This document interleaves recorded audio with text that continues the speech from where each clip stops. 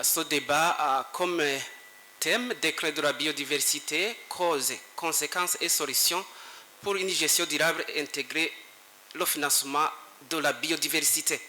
Sans trop tarder, alors j'aimerais inviter les panélistes pour apporter les expertises, les connaissances, les expériences, les points de vue sur le thème de la conférence et bien sûr répondre à des questions des journalistes et du public. Ma première question, je vais m'adresser à monsieur le professeur-chercheur. Est-ce que la biodiversité est cruciale pour le Burundi? Si oui, quelles sont les importances de la biodiversité? Merci. Je vais utiliser le terme que nous, les écologistes, nous utilisons ces derniers temps. Nous disons que dans le monde des êtres vivants, nous sommes dans un combat de survie. Un combat de survie où nous disons qu'il faut s'adapter ou disparaître. Alors, si je reviens sur la question, pourquoi donc là, il faut parler de la biodiversité ici au Burundi. D'abord, c'est que la biodiversité ici au Burundi, c'est le pilier central de l'économie, de la sécurité alimentaire, la stabilité du climat que nous avons ici. Et il faut savoir que les recherches ont montré que 90% de la population burundaise dépend directement des ressources naturelles, de la biodiversité pour leur survie. Retenez que, eh bien, on peut expliquer l'importance de la biodiversité en 10 aspects. Le premier aspect que je vais vous parler avec des exemples concrets, c'est d'abord la sécurité alimentaire et l'agriculture. Eh bien, la biodiversité intervient dans la sécurité alimentaire et en agriculture. Commençons par l'agriculture, la fertilisation des sols. Là, vous avez des petits animaux, les micro-organismes, des bactéries, vous avez des vers de terre, d'autres animaux qui vont participer à la décomposition de matière organique. Et là, vous avez donc des éléments nutritifs pour la plante, ce qui va permettre à l'agriculture d'évoluer. La pollinisation, on en a parlé de la présentation. Vous avez vu le rôle qui est joué par ces êtres vivants, notamment les insectes, pour polliniser donc les plantes, les cultures que nous avons ici. Et les recherches ont montré que 75% des plantes sont pollinisées par les êtres vivants, les insectes. On peut parler également lorsqu'on parle de la biodiversité, c'est également cet aspect de diversité génétique qui contribue à la variété résiliente de certaines espèces qui peuvent disparaître à un moment donné. Je veux peut-être vous parler d'un autre aspect. Je parle de la biodiversité au Burundi. C'est la régulation de l'eau et même du climat. Nos forêts, exemple la forêt de la Kibira, elle est considérée par des scientifiques comme un château d'eau. Parce que là-bas, vous allez avoir les ressources d'eau qui partent donc voilà de la Kibira qui alimente la plaine et le lac Tanganyika. Et vous avez l'autre aspect, donc le bassin du Nil. Vous allez voir que cette eau provient donc de cette forêt. On peut parler du contrôle de l'érosion aussi. Pourquoi? Parce que les racines de ces êtres vivants, ces plantes, ces arbres, ils stabilisent donc le sol. Et du coup, il n'y a pas d'érosion. Mais également, vous allez voir que ça va empêcher le glissement des terrains que nous observons ici et là. Ça, c'est l'autre aspect, donc le rôle de la biodiversité dans la régulation de l'eau et le climat. Voilà, donc ça c'est un autre aspect peut-être. J'arrive sur le troisième avantage, pourquoi la biodiversité au Burundi est très importante. C'est très important par rapport à l'économie. L'économie, parlons au Burundi, les lacs. Les lacs que nous avons, notamment le lac Tanganyika, ça abrite des centaines d'espèces avec des espèces endémiques, des espèces qu'on ne trouve pas ailleurs qu'au Burundi. Et ça fournit donc des protéines, mais également du point de vue écotourisme. Voilà, vous avez des visiteurs qui aimeraient venir voir ce lac qui a beaucoup d'espèces endémiques. On peut parler également de l'énergie domestique, on a parlé de ça, le bois qui est utilisé pour la cuisson, et surtout le rôle très important de la pharmacopée traditionnelle. Nos forêts, nos sites naturels, vous allez trouver des plantes médicinales qui sont la base de la médecine, de la future médecine. Je vais terminer avec cet aspect très important qui peut-être beaucoup de gens ont l'habitude d'ignorer. La biodiversité peut être appréhendée comme par son importance éthique. C'est-à-dire que chaque Burundais il a la responsabilité intergénérationnelle. C'est-à-dire que nous ne sommes pas les propriétaires de la terre du Burundi, mais nous sommes des gardiens de cette terre au Burundi que nous devons garder pour la léguer donc aux générations futures, pour avoir donc un Burundi futur, un Burundi qui tend vers le développement durable. Voilà ce que j'allais répondre par rapport à ça. Je vous remercie. Merci, cher professeur, pour votre intervention. Je vais m'adresser maintenant à monsieur qui est dans le secteur privé, monsieur Léonidas. Qu'est-ce que vous pensez sur la biodiversité au Burundi? La biodiversité, comme ça a été dit, c'est la vie. En fait, nous sommes des Burundais et plus de 90% dépendent des ressources naturelles, en l'occurrence la biodiversité. La biodiversité, c'est notre nourriture. Et la biodiversité, grâce à la biodiversité, nous respirons de l'air frais. La biodiversité contribue à la lutte contre l'érosion, à la lutte contre les inondations, à la lutte contre la dégradation des terres. Ça a été bien expliqué. Donc voilà, et la biodiversité, c'est le fondement de la vie. Et sans la biodiversité, il n'y a pas de vie. Maintenant, on peut s'adresser à monsieur le directeur général de l'OBPE. Quelles sont justement les principales menaces que nous avons ici au Burundi qui pèsent sur la biodiversité? Merci beaucoup. La première menace pour la biodiversité, nous avons la déforestation. De 2001 à 2025, il y a une chute considérable donc de la couverture forestière. Et nous sommes passés de 36% en 2001 et pour le moment, nous sommes à 11%. Et parallèlement, il y a donc l'agriculture qui a augmenté. Et ça signifie qu'il y a une partie qui était couverte par les arbres, donc les herbes, mais qui a été occupée par les activités agricoles. L'autre, c'est l'exploitation des ressources naturelles. Vous savez qu'avec donc la démographie galopante qui est observée donc au Burundi, il y a une pression sur les ressources naturelles. Il y a aussi donc l'urbanisation, comme nous l'avons dit, qui occupe donc des zones qui autrefois donc étaient occupées par donc les arbres et les herbes. L'autre contrainte donc c'est la pollution plastique. Ceux qui ont déjà été donc sur les rives du lac Tanganyika ou bien les rives donc de la rivière Rusizi, vous allez trouver qu'il y a beaucoup de plastique. Et ces plastiques donc se déposent donc sur les rives. Et sur les rives, c'est la zone de frayère donc des poissons. Si rien n'est fait, si une fois donc cette zone de frayère donc est polluée, à un certain moment, on va se retrouver que la production donc en poisson va diminuer. L'autre, je dirais donc qu'on menace, c'est la prolifération des espèces envahissantes. Et l'autre contrainte, donc, ce sont donc les changements climatiques. Ici, on a parlé donc des inondations, les glissements de terrain.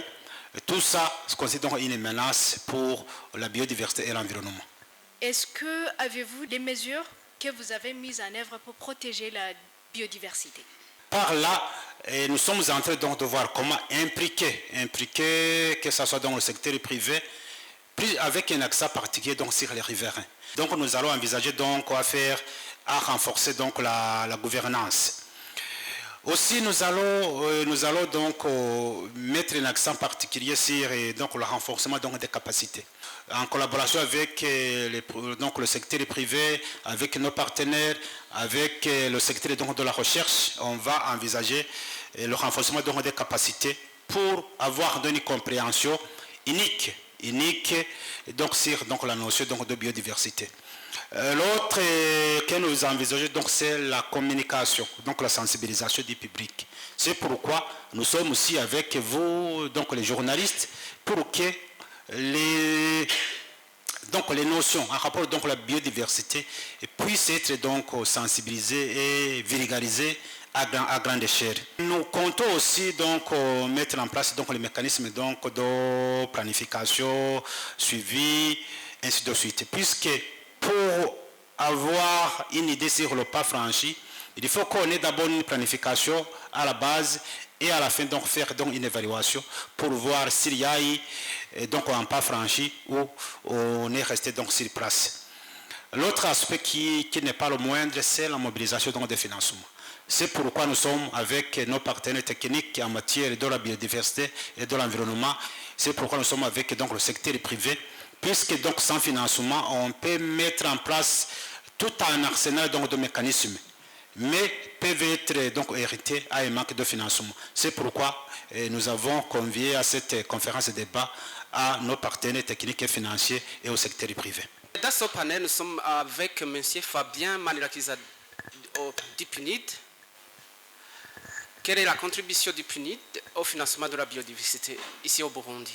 Bon, c'est à travers alors les conventions que le Burundi a déjà signées, dont notamment le cadre mondial de la biodiversité de Coming Montréal, que le PNUD aujourd'hui a varié sa façon de faire et le PNUD donc a profondément évolué dans le sens où à ne pas être seulement le simple financeur des projets, mais celui de catalyseur des réformes structurelles et des solutions financières pérennes. Et c'est en 2012 qu'est née l'initiative de financement de la biodiversité, BioFin, Biodiversity Finance Initiative, une initiative qui est née en 2012, mais qui a commencé avec une trentaine de pays pilotes. Et actuellement, le Burundi fait partie de cette plateforme avec plus de 91 pays qui sont en phase de mise en œuvre de ces solutions proposées par l'initiative BioFin. Donc aujourd'hui, pour vous parler des contributions du PNUD dans le cadre de la conservation, je veux sans doute parler de cette initiative BioFin qui est pilotée par le PNUD, mais en collaboration étroite avec le ministère ayant en charge de l'environnement dans ses attributions, mais aussi le ministère des Finances, parce qu'on ne peut pas parler de finances de la biodiversité sans parler de finances au niveau du pays. Donc, pour résumer, la contribution du PNUD à travers le BioFin n'est pas seulement d'apporter une aide financière ponctuelle, mais de révolutionner la manière dont le Burundi évalue et évolue vers le financement de la biodiversité en mettant en commun le financement public, privé et autres parties pour des aides au développement. Donc, avec tous ces outils-là, avec aussi d'autres projets que nous exécutons en étroite collaboration avec le ministère, avec le BPE, les projets dont le directeur général a parlé, allant dans le cadre de la gouvernance, l'amélioration de la gouvernance des aires protégées et la conservation de la biodiversité dans ces aires protégées. Il y a pas mal d'actions qui sont en train d'être faites, mais ces actions sont accompagnées par ce cadre-là de mettre en place des outils de mobilisation de financement parce que nous savons, comme dans pas mal d'autres pays, le gap qui existe entre les dépenses de la biodiversité et les besoins de la de conservation de la biodiversité, c'est énorme. Et ce gap sera comblé par ces outils de mobilisation de financement pour arriver à ce but commun, c'est de conserver ce patrimoine, ce suivi de l'humanité. Monsieur Fabien nous a raconté la contribution du PNUD. Je m'adresse à monsieur le directeur général de l'OBPE. Actuellement, les principales sources de financement au Burundi sont lesquelles? Au Burundi, il y a donc des financements internes. puisque au ministère de l'Environnement et de l'Élevage, donc il y a des lignes budgétaires. Il y a des lignes budgétaires qui financent les activités en rapport avec l'environnement et en rapport avec la protection donc, de la biodiversité. Et dans différents ministères, il y a donc ces lignes budgétaires qui permettent donc de financer les activités en rapport avec la protection et la biodiversité. Il y a aussi donc des ressources donc, externes, les ressources externes qui sont mobilisées par nos partenaires techniques et financiers et aussi par donc, le secteur privé. Seulement pour les financements externes, il y a, je dirais qu'il y a donc des barrières ou bien je dirais qu'il y a des contraintes. Il y a donc le processus de long de ce financement qui est assez long. Je crois que ce soit donc ceux du PNUD, que ce soit ceux du secteur donc, privé, donc le sache. Pour monter donc un projet, à soumettre par exemple un fonds pour l'environnement mondial, ça ne peut pas prendre donc moins de 2 ans. Ça peut prendre de 3 ans à 4 ans pour accéder donc à ces financements. Vous comprendrez s'il y a donc une urgence, pour répondre à telle ou telle autre donc sollicitation, passer 4 ans pour monter un projet et avoir donc l'accord de financement, vous voyez que c'est pas donc un temps que je dirais donc c'est un temps qui est trop long. Et l'autre contrainte que nous avons pu identifier, c'est que dans notre pays, il y a insuffisance donc, des institutions nationales qui sont accréditées dans ces mécanismes donc, de financement. C'est-à-dire que pour accéder donc, à ces financements, on doit donc faire recours au programme des Nations Unies pour l'environnement qui est logé au Kenya, ou bien donc, au programme des Nations Unies pour le développement, et donc la branche au niveau du Burundi, et aussi donc ils font recours à l'unité régionale qui est logée donc au Kenya. Vous voyez que donc c'est ça donc tout ça qui font que donc même si il y a donc des fenêtres de financement, l'accès à ces financements donc je dirais donc devient de plus en plus donc difficile et n'est pas rapide pour accéder donc à ces financements. Merci beaucoup, Monsieur le Directeur général. Je m'adresse à Monsieur Leonidas. Présentement, quelle source de financement qu'on devrait davantage développer au Burundi? Merci pour cette question et je pense qu'elle est fondamentale parce qu'en fait la grande question c'est la sécurisation des financements dans le domaine de la biodiversité. Et je suis très heureux d'apprendre qu'à travers les appuis du PNUD, quelque chose commence à bouger. Comment sécuriser les financements? Comme ça a été dit par l'ODG, il y a les subventions de l'État, mais qui ne suffisent pas. Il y a les subventions et les appuis des partenaires techniques et financiers qui ne suffisent pas, parce qu'autour de la ressource, d'abord, elle est rare, ça je dois le dire, et elle est limitée. Alors, qu'est-ce qu'il faut faire pour sécuriser les financements du domaine de la biodiversité au Burundi? Ça, c'est une question fondamentale. Et je suis très heureux de constater qu'à travers le plan d'action, il a été prévu un chapitre sur les mécanismes de mise en œuvre de ce plan. Écrire un plan est une chose, le mettre en œuvre en est une autre chose. Et ça, je pense que c'est très important. Et je vais partir de quelques exemples des pays que je connais très bien et qui ont mis en place des mécanismes de financement durable. C'est la création des fonds fiduciaires, Trust Fund. Ça, c'est important. C'est le cas du Madagascar, et qui a créé une fondation pour le financement des aires protégées. Et ça, c'est vraiment, ça émane du public, ce n'est pas privé. Il s'agit de créer un capital, lequel capital est investi dans les banques, dans les entreprises, dans les entreprises en bourse, pour générer des intérêts. Et ce sont les intérêts qui sont utilisés pour financer. Je donne l'exemple du Madagascar. Le Madagascar, en 2025, a eu, au niveau des intérêts, à partir de son fonds investi quelque part, 7,5 millions de dollars pour financer le secteur de la biodiversité. Certes, ce pays a beaucoup d'aires protégées, ça ne suffit pas, mais c'est déjà un pas. La Mauritanie a créé également un trust fund et un fonds fiduciaire pour financer ces aires protégées. La Côte d'Ivoire vient de créer ce fonds pour financer ce trust fund. Qui sont en fait les pourvoyeurs? Ce sont les institutions internationales, il y a les États, les institutions internationales, les banques internationales, même les privés. En Côte d'Ivoire, le secteur du cacao a réservé un certain pourcentage qui va directement dans la conservation de la biodiversité. Nous avons des entreprises au Burundi qui génèrent des bénéfices. Il y a les entreprises qui font l'embouteillage de l'eau. Il y a les brasseries. Il y a les entreprises du transport. Il y a également les banques.